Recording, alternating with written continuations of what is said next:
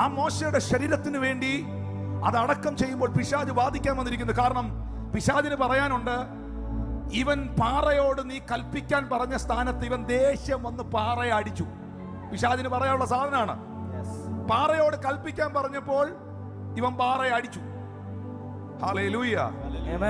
മിസ്രൈമ്യ പാളയത്തിൽ ചെന്ന് ഒരുത്തനെ തിരുത്തി ഉപദേശിക്കാനുള്ളിടത്ത് അവന്റെ തലയ്ക്ക് അടിച്ചു കൊന്നു. നിന്റെ കൽപ്പനകൾ ലഭിച്ച കൽപ്പലകകൾ ഇവനെ എറിഞ്ഞു പൊട്ടിച്ചു. അത് വെള്ളത്തിൽ കലക്കി ആളുകളെ കുടിപ്പിച്ചു.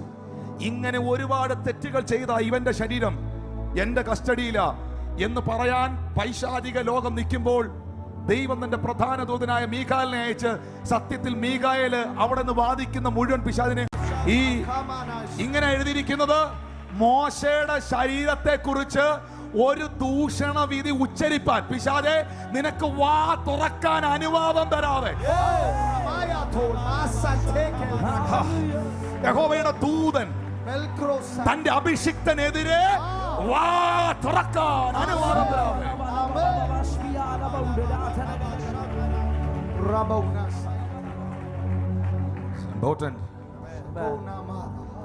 അങ്ങനെയാ മോശയുടെ ശരീരം പ്രധാന ദൂതനായ മീഖായേലിന്റെ സാന്നിധ്യത്തിലാണ് അടക്കുന്നത്.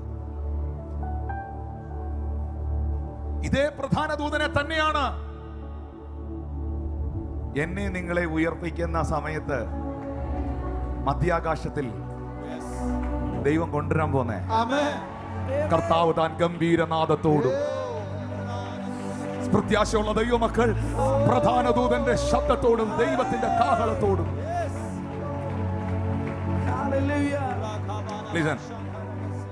ഇനി കേൾക്കുന്നുണ്ടോ നിങ്ങൾ എന്നെ? നിങ്ങൾ ക്രിസ്മസ് കാർഡിൽ കാണുന്ന ആളല്ലത് കേട്ടോ. ദാനിയേൽ എന്ന് പറയുന്ന മനുഷ്യൻ ഈ പ്രധാന ദൂതനെ ചെറുതായിട്ടൊന്ന് കണ്ടായിരുന്നു. അടുത്തിരിക്കുന്ന പറഞ്ഞ ദാനിയേൽ ചെറുതായിട്ടൊന്ന് കണ്ടായിരുന്നു. ദാനിയേലിന്റെ പുസ്തകം 10-ാം അധ്യായം, മോനെ സമയമില്ലാത്തോണ്ട് കേട്ടോ, 13-ാമത്തെ വാക്യം പെട്ടെന്നൊന്ന് വായിച്ചേ. പാഴ്സി രാജ്യത്തിന്റെ പ്രഭു 21 ദിവസം എന്നോട് എതിർത്ത് നിന്നു. കേൾക്കുന്നോ നിങ്ങൾ?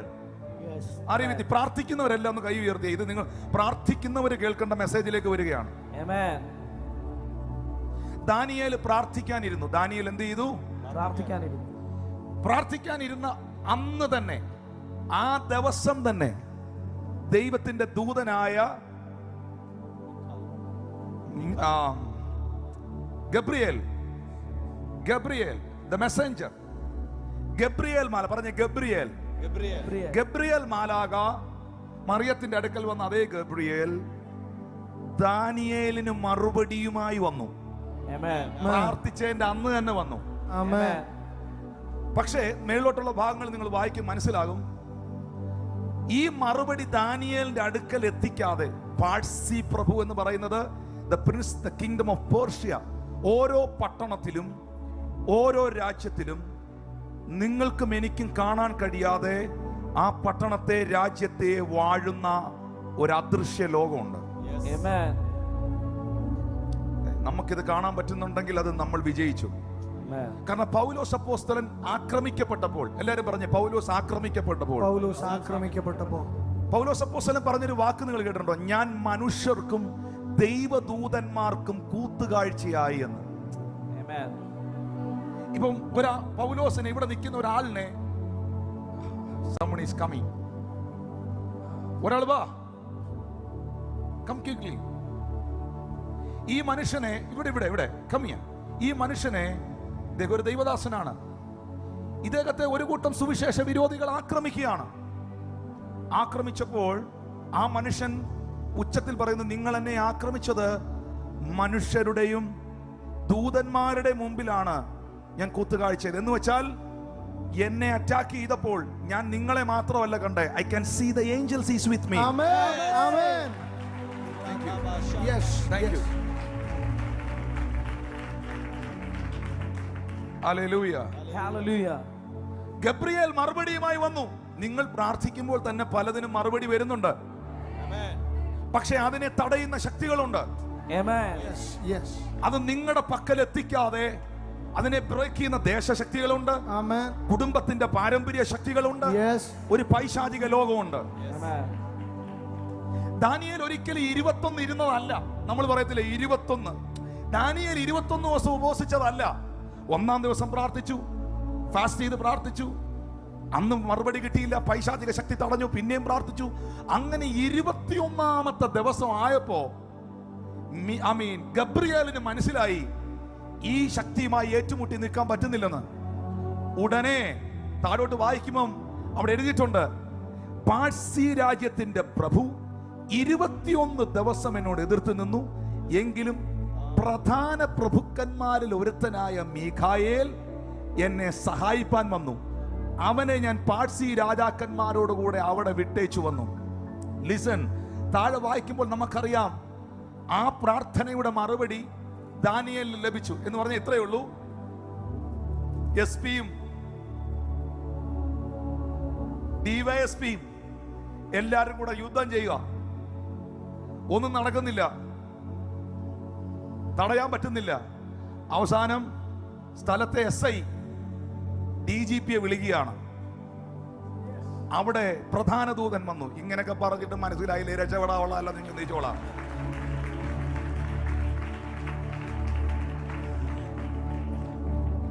അവിടെ പ്രധാന ദൂതൻ വന്നു. മീഖായേൽ അവിടെ വന്നതും ഈ ശക്തികൾക്ക് നിൽക്കാൻ കഴിഞ്ഞില്ല. മീഖായേൽ ആ ശക്തികളെ, പാഴ്സി ദേശശക്തികളെ വെട്ടി.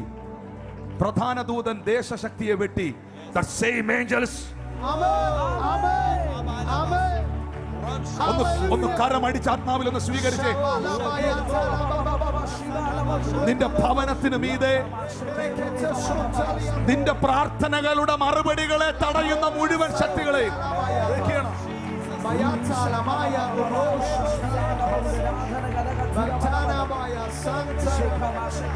21-ാം വാക്യം നോക്കിയേ. എന്നാൽ സത്യഗ്രന്ഥത്തിൽ എഴുതിയിരിക്കുന്നത് പോലെ ഞാൻ നിങ്ങളെ അറിയിക്കാം, നിങ്ങളുടെ പ്രഭുവായ മീഖായേൽ അല്ലാതെ ഈ കാര്യങ്ങളിൽ എന്നോട് കൂടെ ഉറച്ചു നിൽക്കാൻ ആരുമില്ല. Mikhael, you are the prince. Yes. You are the prince of the angels. Amen. Thank you Lord Jesus. Thank you Jesus. Thank you Lord Jesus. മക്കളെ, ഇത് ദൈവത്തിന്റെ സൈന്യമാ. Yes. ഇന്ത്യക്കാരാ, ഇവിടുത്തെ സൈന്യം നിങ്ങളുടെ കൂടെയാ. Amen. അമേരിക്കൻ സിറ്റിസണിൽ നിൽക്കുന്നവരെ, അമേരിക്കൻ സൈന്യം നിങ്ങളുടെ കൂടെയാ. ദൈവരാജ്യത്തിൽ നിൽക്കുന്നവരെ, ഈ സൈന്യം നിന്റെ കൂടെയാ. ഇത് വിശ്വസിക്കാൻ പറ്റുന്നുണ്ടോ? These angels are working for you. Hallelujah.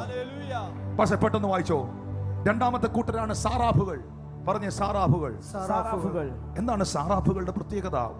യെശയ്യാവിന്റെ പ്രവചന പുസ്തകം 6-ാം അധ്യായം 1 മുതൽ 7 വരെയുള്ള വാക്യങ്ങൾ. Yes, read it. ഉസ്യ രാജാവ് മരിച്ച ആണ്ടിൽ കർത്താവ് ഉയർന്നു പൊങ്ങിയുമുള്ള സിംഹാസനത്തിൽ ഇരിക്കുന്നത് ഞാൻ കണ്ടു. അവന്റെ വസ്ത്രത്തിന്റെ വിളമ്പുകൾ മന്ദിരത്തെ നിറച്ചിരുന്നു. സാറാഫുകൾ അവന് ചുറ്റും നിന്നു. ഓരോരുത്തന് 6 ചിറകുണ്ടായിരുന്നു. 2 കൊണ്ട് അവർ മുഖം മൂടി, 2 കൊണ്ട് കാൽ മൂടി, 2 കൊണ്ട് പറന്ന് ഒരുത്തനോട് ഒരുത്തൻ, സൈന്യങ്ങളുടെ യഹോവ പരിശുദ്ധൻ പരിശുദ്ധൻ പരിശുദ്ധൻ, സർവ്വഭൂമിയും അവന്റെ മഹത്വം കൊണ്ട് നിറഞ്ഞിരിക്കുന്നു എന്ന് ആർത്തു പറഞ്ഞു. അവർ ആർക്കുന്ന ശബ്ദത്താൽ, ദൈവദാസനെ, ഇതെല്ലാവർക്കും ഭയങ്കര പരിചയമുള്ള വാക്യ. അതുകൊണ്ട് ഇവർക്ക് ഇതിനകത്തൊരു സീരിയസ്നെസ്സും ഇല്ല.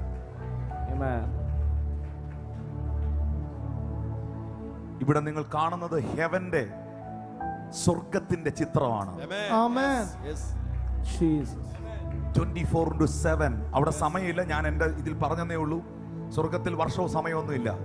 എപ്പോഴും 2 കൊണ്ട് ചിറക്, 2 കൊണ്ട് ചിറകടിച്ച്, 2 ചിറകുകൾ കൊണ്ട് പാദം മൂടി, 2 ചിറകുകൾ കൊണ്ട് മുഖം മൂടി, ദൈവത്തിന്റെ മുഖത്തേക്ക് പോലും നോക്കാൻ ആ വിശുദ്ധിയുള്ള ദൂതന്മാർക്ക് കഴിയുന്നില്ല. അവർ ഒരുത്തനോട് ഒരുത്തൻ പറയുകയാണ്, ഈസ് ഹോളി ഹോളി ഹോളി. ദൈവം പരിശുദ്ധൻ. ആരാധനയുടെ ഒരു വലിയ ഡിപ്പാർട്ട്മെന്റ് ആണ് സാറാഫുകൾ കൈകാര്യം ചെയ്യുന്നത്. 3-ാമത്തെ കൂട്ടർ, ഞാൻ സമയമില്ലാത്തോണ്ട് പോവുകയാണ്. 3-ാമത്തെ കൂട്ടരാണ് കെരൂബുകൾ. പറഞ്ഞ കെരൂബുകൾ. ശബ്ദം ഉയർത്തി പറഞ്ഞ കെരൂബുകൾ. ഈ വീണുപോയ ദൂതൻ, അഥവാ നിങ്ങൾ കേട്ടിട്ടുള്ളതുപോലെ ലൂസിഫർ, വീണുപോയ ദൂതൻ എന്ന് പറയുന്നത്, പിശാചിന്റെ ലോകം ഡിപ്പാർട്ട്മെന്റ് എന്ന് പറയുന്നത് കെരൂബുകളായിരുന്നു. സ്വർഗത്തിലെ ദൈവം വെട്ടി താഴെ ഇട്ടത് കെരൂബിനെയാണ്. യെഹെസ്കേലിന്റെ പ്രവചന പുസ്തകം 28-ാം അധ്യായം 14 മുതലുള്ള വാക്യങ്ങളിൽ ദൈവവചനത്തിൽ അത് എഴുതിയിട്ടുണ്ട്. നീ ചിറക് വിടർത്തി മറയ്ക്കുന്ന കെരൂബാകുന്നു. ഞാൻ നിന്നെ വിശുദ്ധ പർവ്വതത്തിൽ ഇരുത്തിയിരുന്നു. നീ അഗ്നിമയ രഥങ്ങളുടെ മധ്യേ സഞ്ചരിച്ചു പോന്നു. നിന്നെ സൃഷ്ടിച്ച നാൾ മുതൽ നിങ്ങൾ നീതികേട് കണ്ടതുവരെ നീ നടപ്പിൽ നിഷ്കളങ്കനായിരുന്നു. നമുക്കറിയാം, ആ ദൂതനെ, ആ കെരൂബിനെ, ദൈവത്തിന്റെ സിംഹാസനത്തിന്റെ മുകളിൽ എന്റെ സിംഹാസനം പണിയുമെന്ന് പറഞ്ഞ ദൂതനെ ദൈവം വെട്ടി താഴേക്കിട്ടു. അവനാണ് പൈശാചിക ഡിപ്പാർട്ട്മെന്റ്. ഇതൊരു ചെറിയ ഡിപ്പാർട്ട്മെന്റ് അല്ല. ഞാൻ അതിലേക്ക് വരികയാണ്. ശ്രദ്ധിക്കുന്നുണ്ടോ നിങ്ങൾ? Hallelujah. Thank you Lord Jesus. കെരൂബുകൾ ദൈവത്തിന്റെ ഇപ്പൊ ഞാൻ നിൽക്കുന്നത് ഈ പ്ലാറ്റ്ഫോമില്ല പാസ്റ്റർ. ഞാൻ എന്നെ ശ്രദ്ധിക്കുന്നവരോട് ഞാൻ സംസാരിക്കാം. ഞാൻ നിൽക്കുന്നത് ഈ പ്ലാറ്റ്ഫോമിലാണ്. ഇതുപോലെ ദൈവം നിൽക്കുന്ന പ്ലാറ്റ്ഫോമാണ് കെരൂബ്സ്. കാരണം കെരൂബുകളുടെ മുകളിലാണ് ദൈവത്തിന്റെ സിംഹാസനം. Are you with me? Hallelujah. കാരണം വിശുദ്ധ ബൈബിളിൽ പലയിടങ്ങളിൽ രേഖപ്പെടുത്തിയിരിക്കുന്നു. എബ്രായർ 9:4-5 വാക്യങ്ങളിൽ, എബ്രായർ 9:4-5 വാക്യങ്ങളിൽ അതിൽ പൊന്നുകൊണ്ടുള്ള ധൂപകലശം മുഴുവനും, പൊന്നു പൊതിഞ്ഞ നിയമപ്പെട്ടകവും അതിനകത്ത് മന്നയിട്ട് വെച്ച പൊൻപാത്രവും അഹരോന്റെ തളർത്ത വടിയും നിയമപ്പെട്ടകത്തിന്റെ കൽപ്പനകളും ഉണ്ട്. അടുത്ത വാക്യം, അതിനു മീതെ കൃപാസനത്തെ മൂടുന്ന തേജസ്സിന്റെ കെരൂബുകളുമുണ്ട്. കൃപാസനത്തെ കവർ ചെയ്തിരിക്കുന്നത്, ദൈവത്തിന്റെ ത്രോണിനെ, ദൈവത്തിന്റെ സിംഹാസനത്തെ കവർ ചെയ്തിരിക്കുന്നത് കെരൂബുകളാണ്. സങ്കീർത്തന പുസ്തകത്തിൽ 18-ാം സങ്കീർത്തനത്തിന്റെ എനിക്ക് തോന്നുന്നു 10-9 വാക്യങ്ങൾ വായിക്കുമ്പോൾ അവിടെ രേഖപ്പെടുത്തിയിരിക്കുന്ന കാര്യമുണ്ട്. അവൻ കെരൂബിനെ വാഹനമാക്കി പറന്നു. അവൻ കെരൂബിനെ, ദൈവം സഞ്ചരിക്കുന്നത് കെരൂബുകൾക്ക് മുകളിലാണ്. ഈ പ്രസൻസ് ഓഫ് ഗോഡ് ഇവിടെ ഉണ്ടായാൽ, ഗ്ലോറി മാനിഫെസ്റ്റ് ചെയ്താൽ, ദൈവ മഹത്വം ഇവിടെ ഇറങ്ങി വന്നാൽ, ഇപ്പൊ ദൈവം ഇവിടെ ഇറങ്ങി വരണമെങ്കിൽ കെരൂബുകൾ ഇല്ലാതെ ദൈവം ഇറങ്ങി വരികയില്ല.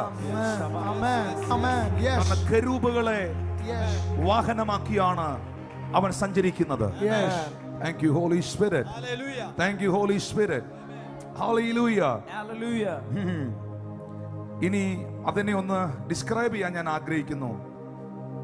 യെഹെസ്കേലിന്റെ പ്രവചന പുസ്തകം 1-ാം അധ്യായം 1 മുതൽ 16 വരെയുള്ള വാക്യം. 30-ാം ആണ്ട് 4-ാം മാസം 5-ാം തീയതി കേബാർ നദീതീരത്ത് യെഹെസ്കേൽ ഇരിക്കുമ്പോ സ്വർഗം തുറന്ന് ഞാൻ I saw visions of God. നിങ്ങൾക്ക് ഇച്ചിരിയിൽ ആഗ്രഹം ഉണ്ടായിരുന്നത് ഞാൻ ഇപ്പൊ പ്രാർത്ഥിച്ചേനെ നിങ്ങൾക്ക് അത് ഉണ്ടാകാൻ. I saw the visions of God. ഞാൻ കണ്ടു എന്ന് എഴുതിയിട്ടില്ല. നിങ്ങൾക്കറിയോ, യേശു കർത്താവ് പറയുന്നു, ശരീരത്തിന്റെ വിളക്ക് കണ്ണാകുന്നു. കണ്ണിനെ യേശു ഉപമിച്ചത് ലൈറ്റിനോട് കൂടെയാണ്. ശരീരത്തിന്റെ വിളക്ക് കണ്ണാകുന്നു. നിങ്ങളുടെ സ്പിരിറ്റിന്റെ ഗേറ്റ് ആണ്, നിങ്ങളുടെ സ്പിരിറ്റിന്റെ ഗേറ്റ് ആണ് ഈ കണ്ണ്. ഈ കണ്ണുകൊണ്ടാണ് നിന്റെ സ്പിരിറ്റിലേക്കുള്ളത് നീ എടുക്കുന്നത്. ഞാൻ കൂനയായ സ്ത്രീയെ പ്രസംഗിക്കാം.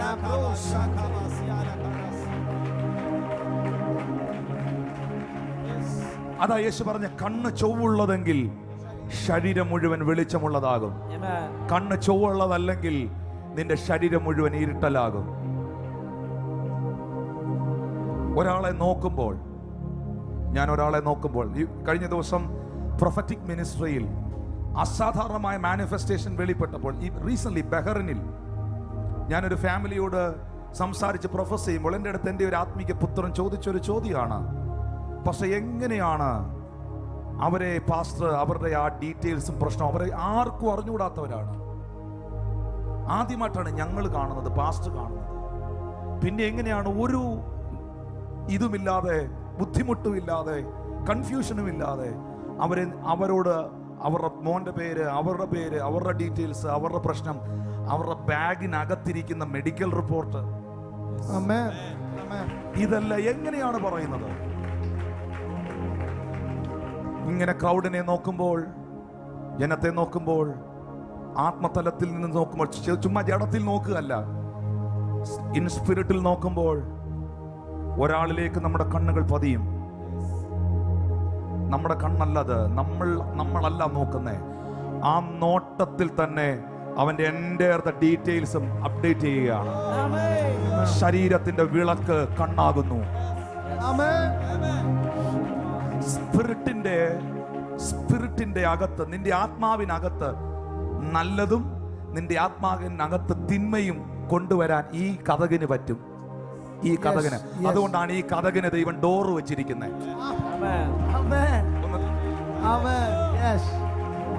ഒന്ന് കരമടിച്ച്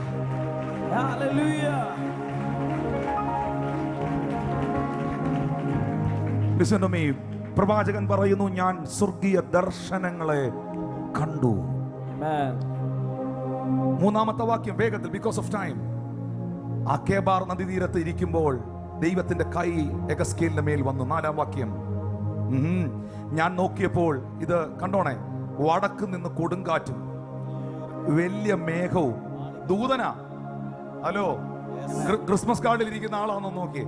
വടക്ക് നിന്ന് കൊടുങ്കാറ്റും വലിയ മേഘവും പാളി കത്തുന്ന തീയും വരുന്നത് കണ്ടു. അതിന്റെ ചുറ്റും പ്രകാശം, തീയുടെ നടുക്ക് ശുക്ല സ്വർണം പോലെ കാഴ്ച. 5-ാമത്തെ വാക്യത്തിൽ അതിന്റെ നടുവിൽ 4 ജീവികളുടെ സാദൃശ്യം. അവയ്ക്ക് ഒരു ഫേസ് മനുഷ്യ സാദൃശ്യമായിരുന്നു. ഓരോന്നിനും 4 മുഖവും 4 ചിറകും ഉണ്ടായിരുന്നു. അവയുടെ കാൽ ചൊവ്വുള്ളതും കാലടി കാളക്കിടാവിന്റെ കുളമ്പ് പോലെയായിരുന്നു. മിനുക്കിയ താമ്രം പോലെ അവൻ മിന്നിക്കൊണ്ടിരുന്നു. അവ 4 ഭാഗത്തും ചിറകിന് കീഴായി മനുഷ്യക്കൈ ഉണ്ടായിരുന്നു. 4 മുഖങ്ങളും ചിറകുകളും ഇങ്ങനെയായിരുന്നു. അവയുടെ ചിറകുകളിൽ ഒന്നിനോടൊന്ന് തൊട്ടിരുന്നു. പോകുമ്പോൾ ഇവ തിരിയാതെ ഓരോന്ന് നേരെ മുൻപോട്ട് പോകും. ഈ ദൈവ സഞ്ചരിക്കുന്ന വാഹനമാണ് കെരൂബ്. ഇതിന്റെ പ്രത്യേകത എന്ന് വെച്ചാൽ ലെഫ്റ്റും റൈറ്റും ഒന്നും എടുക്കണ്ട, ഇതിന് തിരിയണ്ട, ഇതിന് ഏത് ആംഗിളും.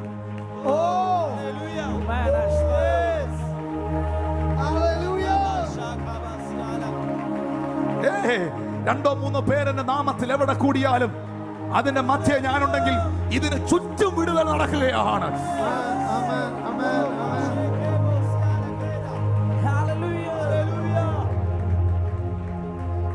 Listen to me.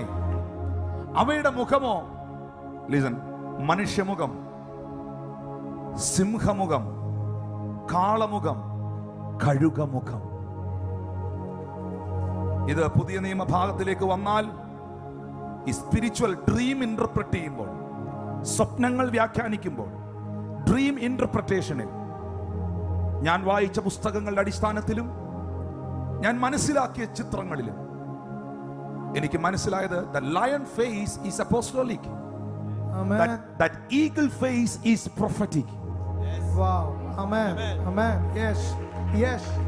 ഈ 4 മുഖങ്ങൾക്കും വ്യത്യസ്തമായ അർത്ഥങ്ങളുണ്ട്. അതിലേക്ക് പോകാൻ